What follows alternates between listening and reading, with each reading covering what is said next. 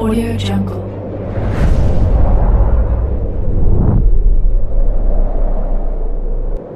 Yo, balik lagi bersama Mimin di Manhua TV. Kali ini Mimin lanjutkan cerita dari Riches Can Buy Loyalty. Mimin infokan kembali bagi teman-teman yang ingin menonton video terbaru lebih cepat, silahkan bergabung menjadi member di channel ini dengan biaya 5.000 per bulannya. Jika tidak, teman-teman bisa bersabar lebih dulu selama 2-3 hari untuk menonton video tersebut. Tanpa berlama-lama, yuk kita masuk ke disclaimer dulu.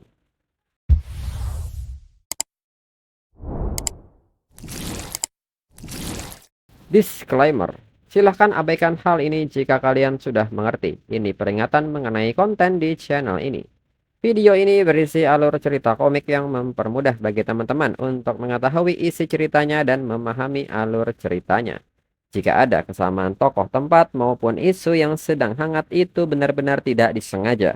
Dan peringatan bagi teman-teman untuk tidak mencontoh atau meniru perkataan maupun perbuatan yang tidak baik yang ada di video ini.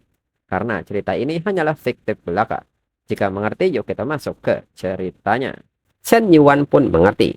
Shen Yuan pun mengatakan karena Meng Lu berperilaku baik kemarin, dirinya akan membiarkan Meng Lu tidur lebih lama.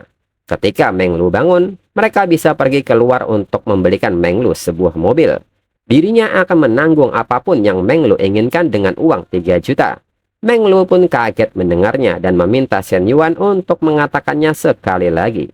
Di saat Shen Yuan kembali mengatakan maksudnya, Meng Lu pun sangat kaget dengan mobil di bawah 3 juta dan boleh memilih sendiri.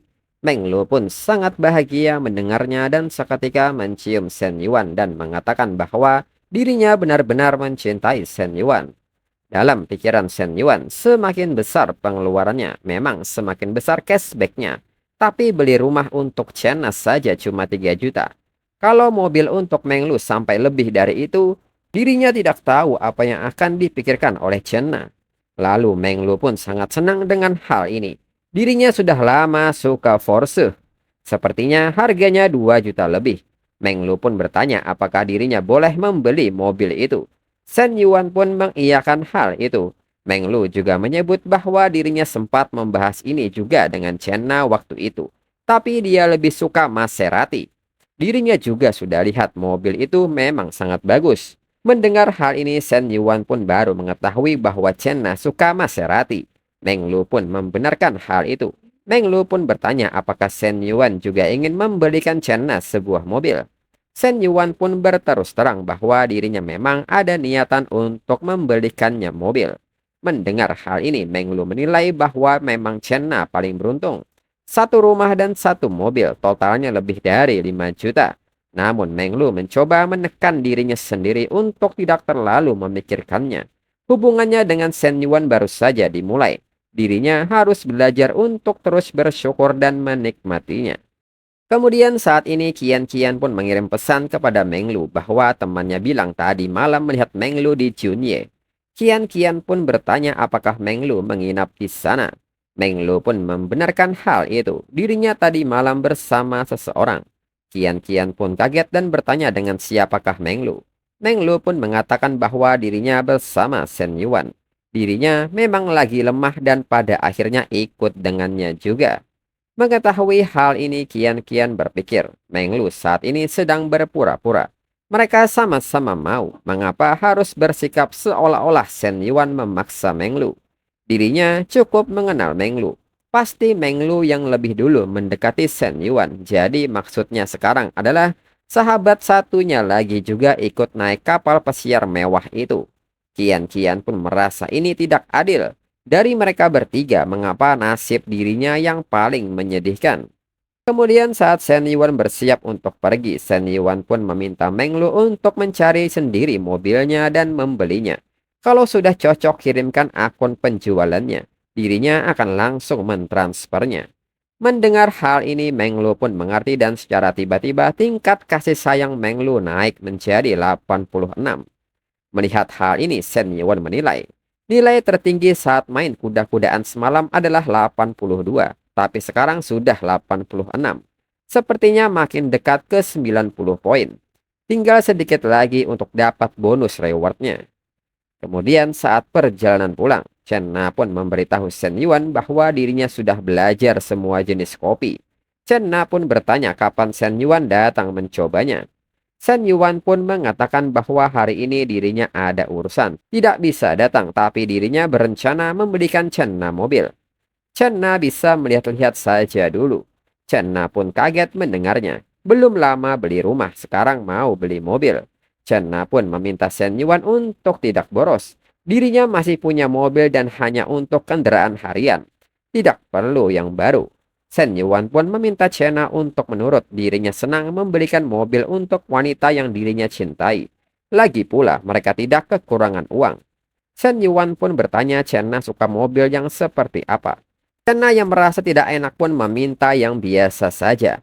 B-class saja sudah cukup, tidak perlu yang terlalu mahal. Mendengar hal ini, Shen Yuan merasa itu tidak benar. Mobil untuk wanitanya tidak boleh di bawah 2 juta. Mendengar kata 2 juta membuat Chen Na kaget. Chen Na pun menyebut itu terlalu mahal. Baru beli rumah sekarang mau beli supercar. Shen Yuan pun bertanya bukankah sebentar lagi ulang tahun Chen Na. Ini adalah hadiah dari dirinya. Shen Yuan pun meminta Chen Na untuk tidak terlalu sayang uang. Dirinya punya banyak uang. Lalu Shen Yuan pun dengan rasa khawatirnya bertanya kepada Chen Na. Jika di antara dirinya dan Meng Lu benar-benar ada sesuatu, apakah Chen Na akan keberatan? Dalam pikiran Shen Yuan, masalah ini tidak bisa disembunyikan selamanya. Lebih baik dirinya bicara terus terang daripada Chen Na dengar dari orang lain. Lalu Chen Na pun menyebut bahwa dirinya keberatan. Tapi Chen Na menyadari bahwa dirinya tidak bisa mengubah Shen Yuan. Shen Yuan sudah mau jujur, itu berarti Shen Yuan masih peduli pada dirinya. Tapi kalau ada kejadian seperti ini lagi, lebih baik jangan katakan apa-apa. Dirinya takut tidak bisa menahannya. Shen Yuan pun meminta Chen Na untuk tenang. Di hatinya, Chen Na satu-satunya. Tidak ada yang bisa menggantikan Chen Na. Chen Na pun bertanya apakah itu sungguhan. Apakah kata-kata itu cuma Shen Yuan ucapkan pada dirinya. Shen Yuan pun membenarkan hal itu. Kata-kata itu hanya untuk Chen Na. Dirinya tidak pernah berkata begitu pada siapapun. Chen Na pun mengerti, dirinya percaya kepada Shen Yuan. Dirinya tidak menuntut banyak, cukup seminggu sekali datang ke kafe dan minum kopi buatan dirinya. Atau sesekali makan di rumah hasil masakannya. Dirinya sudah sangat bahagia. Mendengar hal ini, Shen Yuan menilai bahwa Chen Na memang luar biasa. Sudah baik pada dirinya, masih juga terus berusaha menghemat. Shen Yuan pun seketika mengatakan bahwa malam ini dirinya akan menemui Chen Na. Dirinya ingin benar-benar menebus semuanya. Shen Yuan pun bertanya apakah dirinya boleh ke sana. Chen Na pun bertanya soal menebus yang sungguh-sungguh ini. Shen Yuan pun mengiyakan hal ini. Chen Na tahu sendiri seperti apa dirinya. Chen Na pun tertawa mendengarnya. Sifat Shen Yuan memang seperti itu. Chen Na pun mengerti dan dirinya tidak bisa berlama-lama di telepon. Dirinya harus mengurus toko. Kemudian Shen Yuan berpikir, jadi pria seperti ini memang berat. Shen Yuan pun bertanya-tanya dan merasa heran bagaimana pria-pria lain bisa berkencan dengan banyak wanita tapi tetap mulus tanpa masalah. Kemudian saat ini Shen Yuan berkunjung ke tempat Li Xiao. Li Xiao pun tidak menyangka Shen Yuan akan datang. Shen Yuan mengatakan bahwa dirinya datang untuk membantu dan meminta Li Xiao menyerahkan barang itu kepadanya. Namun saat Li Xiao menyerahkan barang itu, tiba-tiba kotak itu terbuka dan jatuh. Isinya pun membuat Shen Yuan kaget. Hal ini pun memicu imajinasi di pikiran Shen Yuan di mana Li Xiao memakai setelan itu dan bertanya apakah Shen Yuan suka warna pink atau putih atau mungkin sebenarnya warna favorit Shen Yuan adalah biru langit. Shen Yuan pun berpikir andai saja hal itu benar-benar terjadi. Li Xiao yang merasa malu pun mengatakan bahwa biarkan dirinya yang memungut barang-barang ini sendiri. Shen Yuan bantu angkut yang lain saja. Setelahnya Li Fei pun menyebut bahwa sekali angkut sepertinya tidak cukup. Paling tidak butuh 2 kali. Li Fei pun meminta mereka untuk pergi lebih dulu. Li Xiao pun mengerti. Dan kembali Li Fei memberikan tatapan yang tajam kepada Shen Yuan. Lalu Li Xiao pun memberitahu Shen Yuan bahwa mereka akan menuju ke perumahan Dongsheng. Shen Yuan pun mengerti dan mereka akan berangkat. Lalu dalam perjalanan Li Xiao pun meminta Shen Yuan untuk tidak salah paham. Adiknya memang begitu orangnya. Dia bukan tidak sopan atau tidak suka pada Shen Yuan. Shen Yuan pun tidak masalah, rasanya hari ini dia lebih ramah dibandingkan dua pertemuan sebelumnya. Li Xiao pun menyebut bahwa dulu juga dia tidak begitu. Waktu kuliah, Li Fei punya pacar. Dirinya sempat lihat fotonya, cukup tampan, berkacamata dan terlihat sopan. Hubungan mereka cukup dekat, tapi saat LDR, saat Natal, Li Fei mendatanginya. Tapi malah melihat pria itu memeluk cewek lain dan hendak masuk ke hotel. Li Fei pun sangat terpukul. Sejak saat itu, dia benar-benar kehilangan kepercayaan pada pria.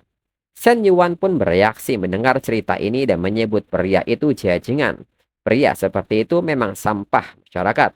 Mendengar hal ini, Li Xiao tertawa dan bertanya bagaimana dengan Shen Yuan. Jangan-jangan Shen Yuan juga termasuk dalam golongan itu. Shen Yuan pun menyebut bahwa dirinya tidak begitu. Dirinya pria paling tulus. Shen Yuan pun balik bertanya kepada Li Xiao mengenai pandangan Li Xiao tentang pria. Li Xiao pun menyebut bahwa dirinya biasa-biasa saja. Karena tidak punya pengalaman seperti adiknya, dirinya tidak terlalu membenci pria. Mendengar hal ini, Shen Yuan pun seketika bertanya mengenai pendapat Li Xiao tentang dirinya. Mendengar hal ini, Li Xiao pun kaget dan bertanya, Shen Yuan barusan bilang apa? Shen Yuan pun mengatakan bahwa tidak ada, dirinya cuma bercanda. Li Xiao terlalu tegang. Shen Yuan pun bertanya apa yang membuat Li Xiao tegang. Dalam pikiran Li Xiao merasa sedikit kecewa, ternyata cuma bercanda. Namun jika Shen Yuan memang serius, dirinya juga tidak tahu harus bagaimana. Lalu berpindah ke apartemen baru Li Xiao. Li Xiao pun merasa lega karena akhirnya selesai juga untuk pindahannya. Hari ini dirinya benar-benar mengucapkan terima kasih kepada Shen Yuan. Li Xiao pun bertanya bagaimana jika dirinya mentraktir Shen Yuan makan.